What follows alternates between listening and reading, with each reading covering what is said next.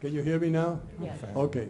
I was just saying that I've been involved in education, business management, and research, and I'm very encouraged by what the panel has been saying about what is being planned, what is being proposed, and what is being done.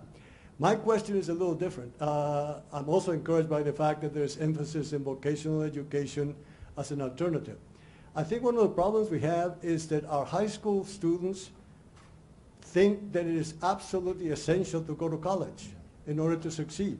How can we change that attitude? How can we increase the level of appeal and respect that is given to alternative education so that more of the students that really should not be going to college either because they are not that interested or they are not that capable for the particular things that are required for college or cannot afford it, feel comfortable about going to a vocational school or to a junior college, a two-year college, and feel perfectly, good about doing that, rather than spend $150,000 to get an education in an area that might not be that useful, and just because they think that is the thing to do.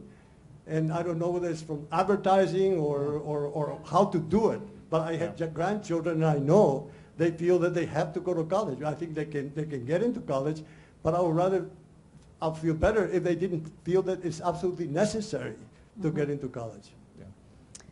Well, I'll start. It's really a lot about, and thank you for the question, it's a lot about what we've been discussing here with the credential, and the credential gives you the if you will, the ability to have a job that will be a life-sustaining wage. It also gives you the credit for having attained that level of skill. So the slippery slope here is when you start to say college is not aspirational for everyone, folks will feel as if you're zeroing in on minorities, children, and poor children and saying, well, college is for you, but it's not necessarily for you. Or they'll feel that you're zeroing in on children with special needs or English language learners or any other subgroup you want to pick. So you have to change the dialogue, and we welcome your help in doing this. You have to say, we're not doing that at all. We're just understanding that college and higher ed, if it's in your future, may take longer than the traditional path. That you first have to get to a place where you have where you continue to make progress and you don't drop out because you have to take too many non-credit bearing courses and you're in too much debt. And it's better to work at McDonald's than it is to stay at this. So we have to first be honest about it. We have to have executives like you writing about it. We have to, as a society, say, let's look at other countries, i.e. Germany. Let's not think of this as tracking people who aren't going to go to college, but let's get them to a certain point. And then if college makes sense, graduate school and anything else they want, great. But there's plenty of jobs, 120,000 in the Commonwealth, not filled right now. And most of those do not need a grade 16 credential. So. At the same time, I think that your question is an excellent one. How do we communicate what we're really saying? And it may be that we need to reframe the debate and talk about post-secondary experiences, post-secondary training and education, because again, that 80% of jobs in Massachusetts will require some kind of post-secondary option, some kind of post-secondary training and education. And so what we want to do is to make sure that students understand what it will mean if they don't pursue or if they're not prepared for any post-secondary experience, whether it be training or higher education.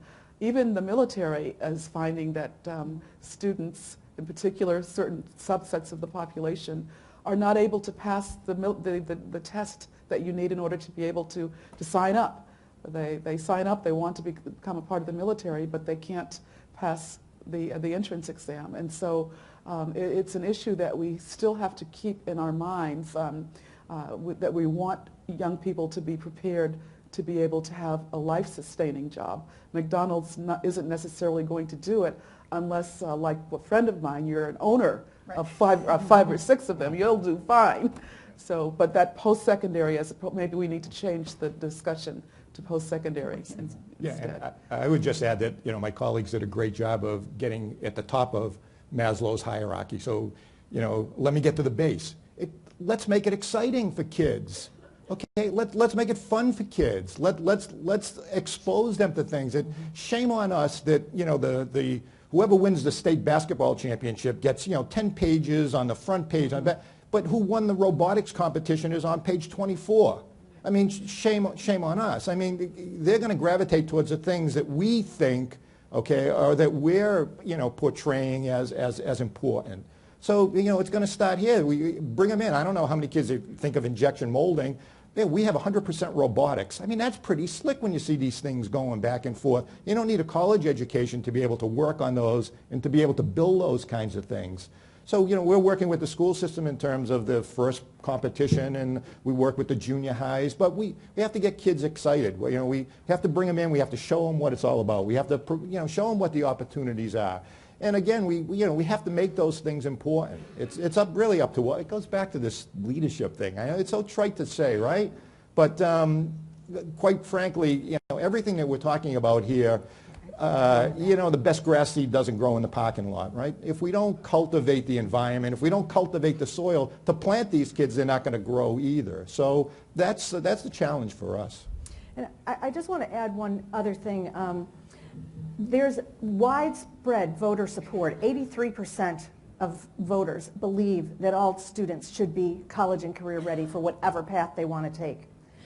It's the issue is a lot of people, particularly those who might go into those other pathways that you talked about, don't know how to get there. As Ange said, they've not been exposed.